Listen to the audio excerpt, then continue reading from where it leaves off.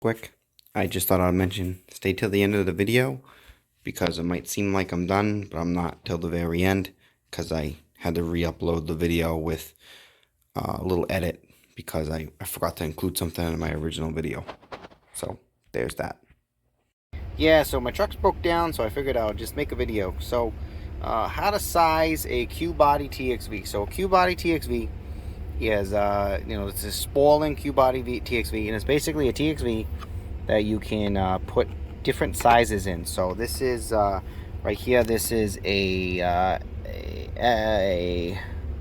very hard to see on the body, but this one is an SBERE, and then there's a C stamped on it, SBERE, right? And you can see in that top, there's your pin for opening and closing the valve, but there's no like hole. So this hole is where you put a cartridge that'll talk about your size. So we're going to take a look at this piece right now.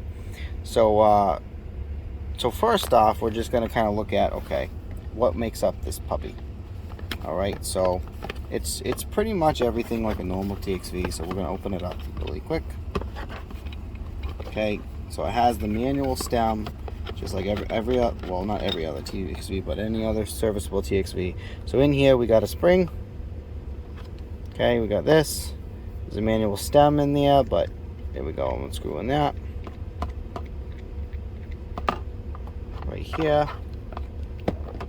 Right there, a manual stem, and then we got this. As you stem that in, it pushes that whole assembly forward, which puts tension on the spring, which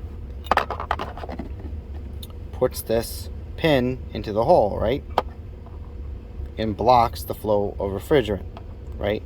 So these two top pins right here, you can see them push down now that that's gone, right? Push down right in there, no problem. See them sticking out. So the power head pushes on those two springs, well, the springs, not pins, pushes on those two pins, and you can see them in there, and those two pins push on this. I guess this would also be technically a pin, fits into that hole, and as it pushes down, as the power head warms up, it expands, and then it pushes it down, and it feeds refrigerant. So real quick, I just wanted to compare the differences between a TXV that doesn't have the changing capacity, which is this one I mentioned earlier, the SBF-R, maybe GC, something like that. So I just want to compare that. You see there's no cartridge that you put inside. There's this pin, right, that's machined to a certain way. So this will only ever have a certain max amount of tonnage capable. So that pin will go in there, okay? And then it's the same exact setup where there's a spring and some type of pushing element, but instead of it being like a wedge, kind of like on the Q body, it's just this flat thing that pushes in that pin in and out, and then it screws on, and then the thermostatic element goes on the head. Okay, so that's kind of the differences between them. Now we're going to talk about that cartridge really quick. So that is the bread and butter of the Q body, is that variable cartridge, right? So you have multiple cartridges here. So here's a white cartridge. If you look on it, it has a 6 written right there. I can't really see because my camera's not the greatest, but there's a little tiny number right there underneath the head, well, underneath the things, right?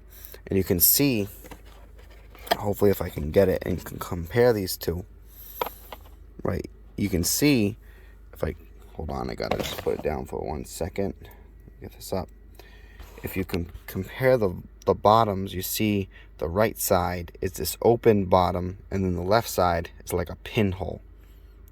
So the refrigerant flows in through that hole right there, down and out through the bottom, and based on that bottom hole size, it gives you a larger capacity or smaller capacity for your Q body. Okay, so the way that this goes is this actually screws just like this right into there, and then you just thread it in.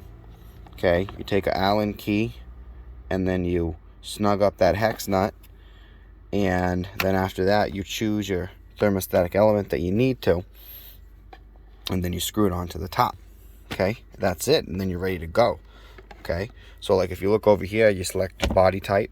So as long as it's a Q body, so you can have, you know, a sweat-in Q body, a thread-in Q body with, you know, flare fittings. You can have a Q body without an equalizer, and you can have flares without an equalizer. This is all a standard Q body, and from there you select your cartridge. So how many tons do you need?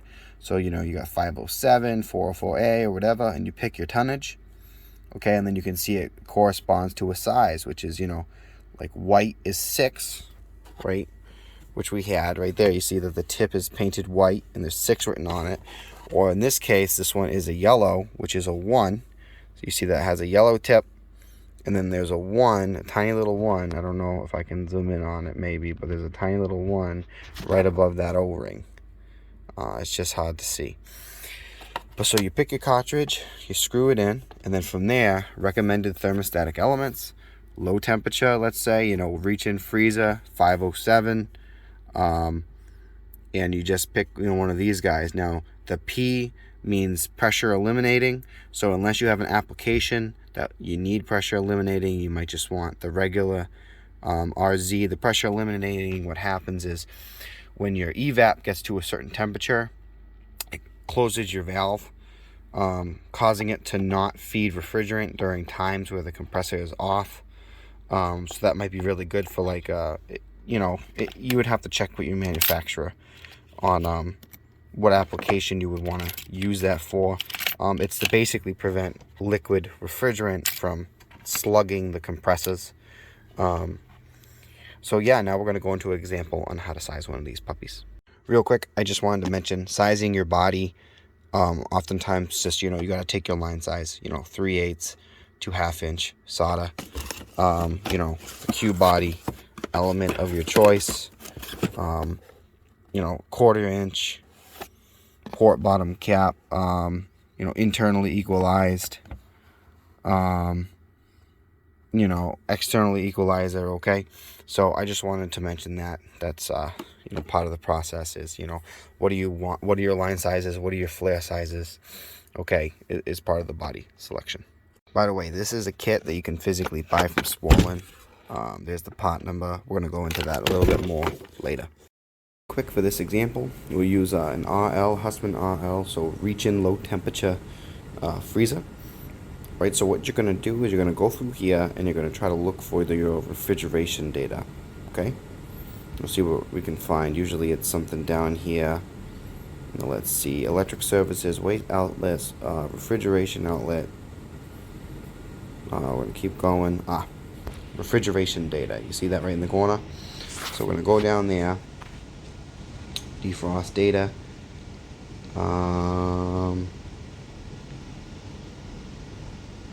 Should have right there.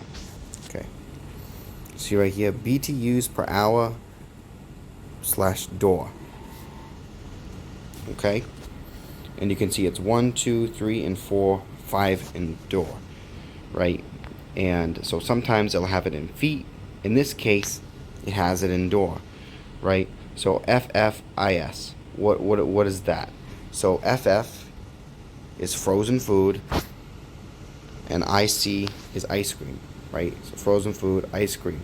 So let's say we have a we're just going to use frozen food because it's an easier number. Parallel rack. So it's going to be 1,300 BTUs per hour per door.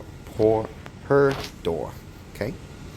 So optional lighting reduces refrigeration load by 100 BTUs per. We're just going to use that number because it's easy. Okay. So we have the 1,300, and we're gonna have 5 doors just because, why not, right? So you're gonna go to your calculator. Okay, 1,300 times 5 for 5 doors. Okay, that's 6,500. Okay, that's how many BTUs that we have for that system. So now we're gonna divide that by 12,000. Hold on 1 second. The 1,300 BTUs, or what? No, it's only 1,300 per door. Okay.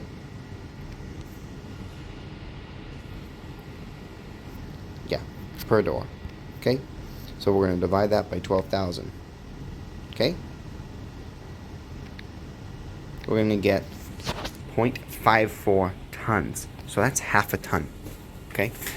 Half a ton is the cartridge size that you need for that application. So now from here, what you're going to do is we're going to go to my files, right? I'm going to show you this thing down here. We're actually going to go to the Sporlan TXV sizing chart. It's going to be 10-165, okay? 10-165, you can look it up on the internet.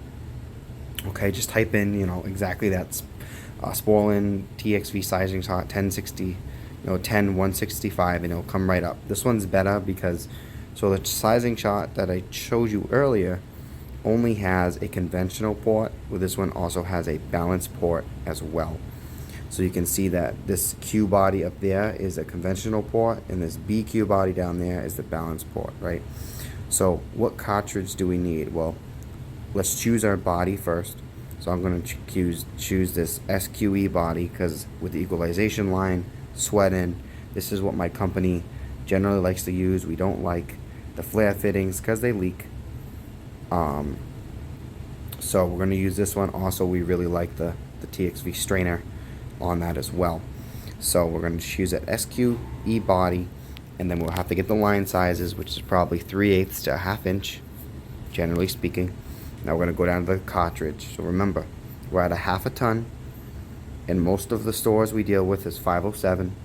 So we're going to use a green color-coded 1/2 ton size 2 cartridge. You see, so 507, 1/2 ton, 2, green. Okay, so we're going to screw in that cartridge just like I showed you. Okay, and now from there, remember Q right there. So this is standard body. This is standard body. This is balance port. We're using the standard body. And we're going to come down here to the third. This is the element. So what element do we pick? So remember, it's a reach-in freezer. So we're going to look at this graph again. Low temperature right there. Okay, 0 to -40, 507. We'll come down to the bottom. One of those two will work. We're not going to use this one because we don't need pressure eliminating. So we're going to use that top one. So the element we're going to use is the KT 4-43SZ. Okay. And so now that's it. So you go to your supplier, you say, hey, I want a TXV body with SQE body with, the line sizes as such, with a,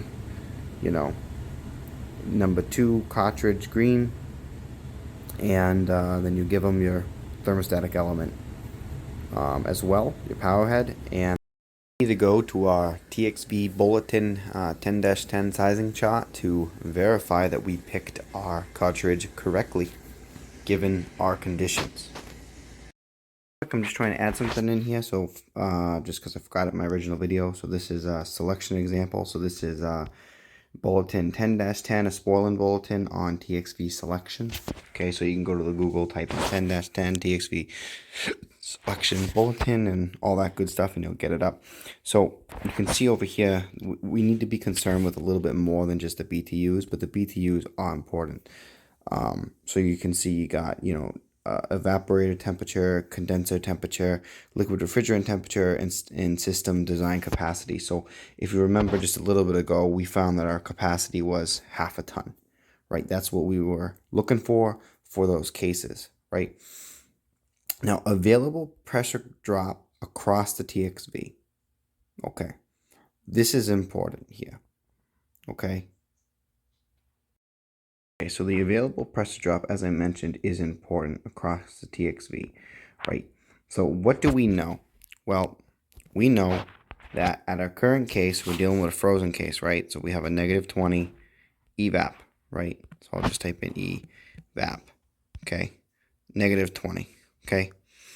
And then we also know that the condensing temperature, I don't know what that is, but I know that the condenser is 180, okay, PSI. And I know that it's 507, okay? So what I'm going to do is I'm going to go back, I'm going to get out of here, I'm going to go to my apps, okay? We're going to go to PT Pro. This is an Emerson PT Pro app. Okay, I'm going to go to liquid pressure. You can see that right there.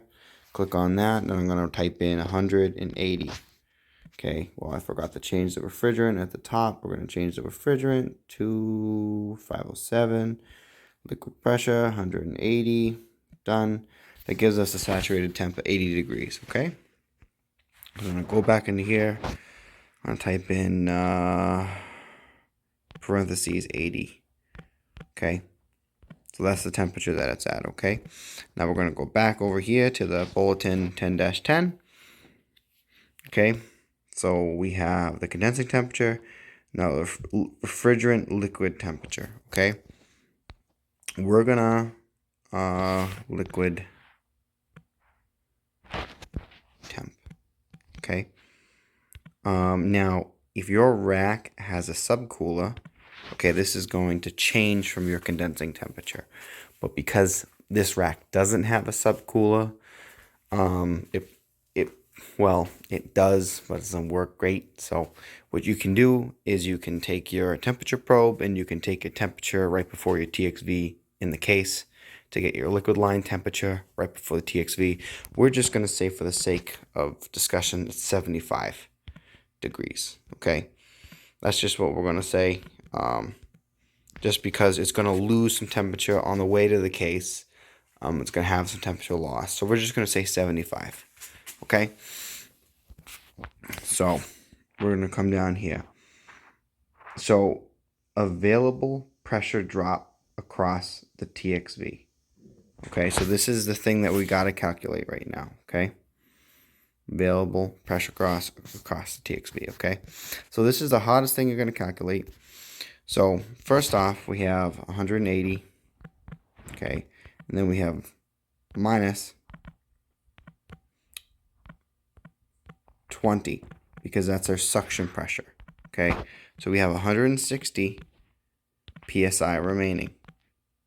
Right now, from here, this is the available pressure loss across it. So things will affect that. Okay, so if we're going to go back to this bulletin again, you can see that it has the liquid line accessory loss, and then it has the distributor tube loss. Okay, so the liquid line accessory loss is, so your liquid line from your rack all the way to your case is going to lose a certain amount of pressure based on the mass flow and the size of the pipe. Okay, so if you're like a technician that's just looking to size and replace a valve quickly, you can take your pressure at the pressure tap right before the TXV, and that'll get you your loss across the line. If you're designing the line, we would have to go into some, either we need to find a sizing chart that's credible, or we'll have to use heat transfer equations and, calculate our, loss across that distance of line. So for today, we're just going to say that it's 5 psi. I measured it at the case, and we lose 5 psi, right? So we're going to minus 5 psi from this, and now we're left with 155 psi, right? Okay. So now from here, you can see it has down here the distributor tubes and loss right there. So how do you know that? So now we got to calculate the distributor loss. So we're going to go over here, and we're going to see, refer to bulletin 20-10. Okay. All right, so we're going to go to your files. You're going to type in Sporlan at the top, because I have everything labeled because I'm a nut job. Okay. And we're going to go to right here, Sporlan distributors. I labeled it. Okay. So now we're going to look for the pressure drop across a distributor. Okay. So you can see the distributor is the thing that your TXV plugs into, and then it distributes your liquid properly to the case. So we're going to look down. It has a bunch of graphs, table, connection size, a quick reference guide, replacing the refrigerants.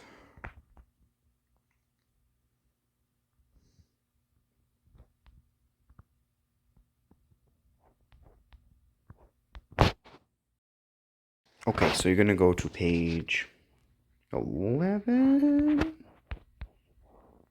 yeah, page 10 of bulletin 20-20 for the distributors, and you're going to find table C, which is pressure drop versus distributing loads. Okay, so as we calculated and estimated, our temperature is going to be about 75, right? So the nozzle pressure drop and the tubes and passages, right? And then based on our refrigerants right over here, okay? So we have right here, because it was 75, right? So we have this one and this one to deal with, okay? So right now, so that would be, we're just going to estimate this as, you know, we're just going to take 15, because it's about halfway between, plus, we're just going to do 5. Okay, so it's about 20 psi pressure drop, okay, across the distributor. Okay, so now that we know we have that 20 psi pressure drop from the distributor, we're going to put that in there, psi, okay. So now we have 135 psi as a potential pressure drop across the TXV, okay. So now from here, we're going to go back to, not this one, we're actually going to go back to our original bulletin for TXV sizing, which is 1010. Back here, Sporlan. Okay, so now we're back at that original sizing chart thing over here. Okay, and so now we need to use our refrigerant liquid correction factor, our pressure drop correction factor, okay, and then our capacity factor of the valve, okay. So there's just charts. So you can see that there's 3 charts, chart A, chart B, and chart C. Okay, now we have all the information needed to select from each chart. Okay, so we're going to go to first chart A, which is, we're going to go down to the first A chart in 507. So you can see the refrigerants at the top, looking for 507 right here. Okay, 507. Okay, we're using a Q body. So down here, you can see the Q bodies over there. We can see the cartridge. Okay, we can look at the top, and I'll use my circle thing. So 507's right there. We're targeting a -20 evap right there. Okay, so what we're gonna have to do is we're gonna go down, down, down. Okay, so we were gonna choose this number 2, if you remember, because it has, half a ton of capacity, what we need. And so right there, you can see that at that half a ton capacity, with the evap being so cold, it's only working at 50% capacity. Okay, so you can see that up there, -20. So we're going to get 50% capacity out of that TXV. So we're going to go over here, right? We're going to type in 0.5. Okay, we're getting 50% out of that TXV. So right there is a huge red flag. Okay, but now we're going to go, and just for good practice, we're going to go and we're going to look at the other charts. Okay, so we're going to go down to the other correction charts. So there's the other chart. So right after the bottom of this chart, you can see they're kind of hidden underneath it as these little tiny charts right there. I didn't notice it at first. So what you do now is, so at 507, right, what's the liquid entering the TXV, right? So as we mentioned before, it's around 75 degrees. So that's going to give us an efficiency of about 1.25. We're just going to, estimate it. The average in between. So we're going to come over here, 1.25. We're going to go down. Now we're going to go back to it. Pressure drop across the TXV. So this is the potential pressure drop remaining that we just calculated, okay? So we have a potential pressure drop of 130. So this 125 value, right? And we can see that for -10 and -20, we actually get a 0.91 capacity. See that right there, okay? So, I'm gonna come back over here. We're gonna go 0.91. All right, now we're gonna multiply all those together. So, we're gonna go to a calculator. Here we go. So we're gonna do 0.91 times 1.25 times, what's that other one? 0.5. 0.5, right? And now we're going to multiply this by our tonnage. So this TXV only has a capacity of 0.28 tons. So we're going to go back. Now we're going to multiply this by 1. Okay? And then we're going to get 0.56, right? So our original capacity was like a little over half a ton. Now this is also a little over half a ton. So I would say that it's actually the correct sizing for this TXV would actually be not the 2, but the 3.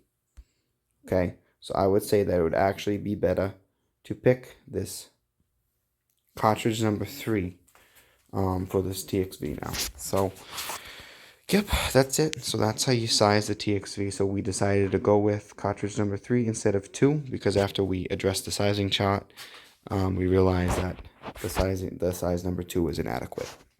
So that's how you size it. Now, one more quick thing I'm going to show you is if you go to this Sporlan TXV pots. So this is a pots data sheet from Sporlan. It's data sheet 122, I think it is. Bulletin 122, November 2009. This is super great. This has like all your TXV pots in it. So we're gonna go to your Q body. O, Q, PQ, and BQ. This is perfect, right? Down here. So what I wanted to show you about this is, so this is your Q, SQ, and EQ series right here. And it kind of tells you, valve type Q, internally equalized, QE, externally equalized, SQ, internally equalized, SQE, internally equalized, and it has, a brief description of all these different things, valve configurations. But the real thing is up here. It'll have, it has your cartridges.